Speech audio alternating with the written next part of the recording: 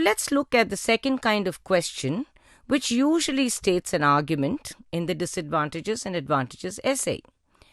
However, you're not expected to prove that any one side of it is stronger than the other. All you need to do is describe and talk about one side of the argument, which is more intense than the other. The question prompt will clearly indicate this with some key words like "some people argue" or "do the advantages outweigh the disadvantages?" Let's look at how the earlier sample shared can be worded differently to become the second kind of question prompt.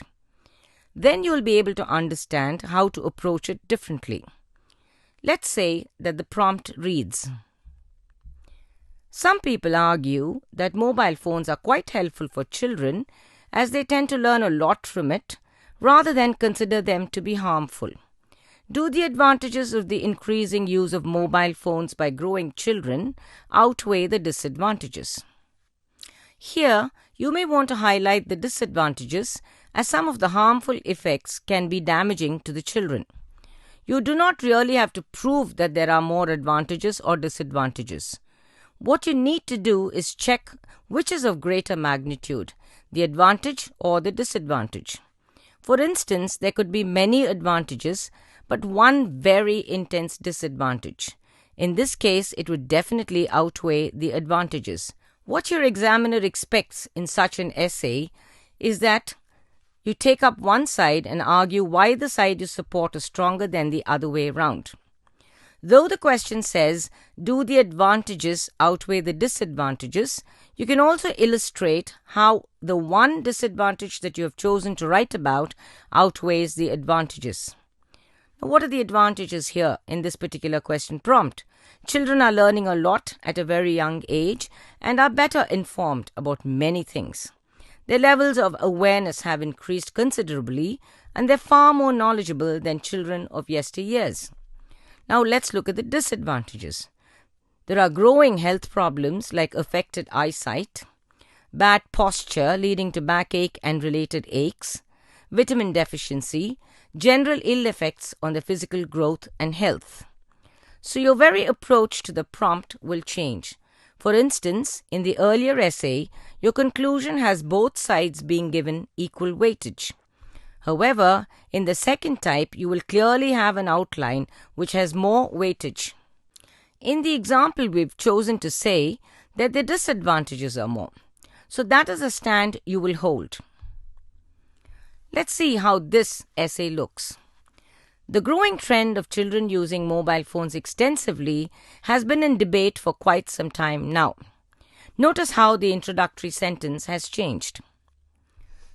However, now continuing with the essay, when one looks at the benefits and drawbacks of this, we can clearly see that the disadvantages outweigh the advantages. This essay shows how the negative impact is more than the positive one. This sentence clearly tells your examiner what stand you're going to take throughout the essay.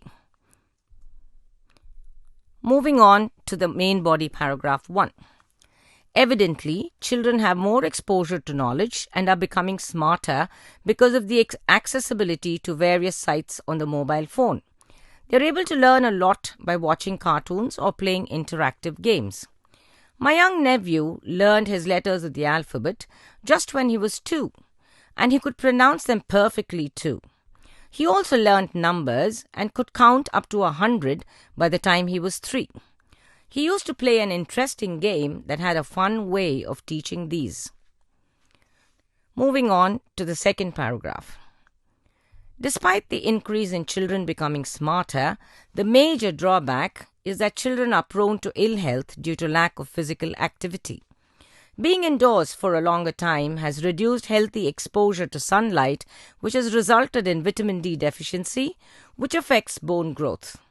A survey conducted has brought out an alarming discovery that many young children are developing eye problems because of being constantly glued to the phones, to the extent of suffering from eye cancer.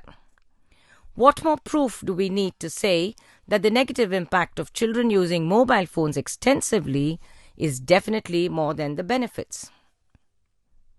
Here it clearly shows how you're giving a lot of weightage to the disadvantage, right? To conclude, it's very clear that the disadvantages are of greater magnitude than the advantages. So you know now how the approach has changed.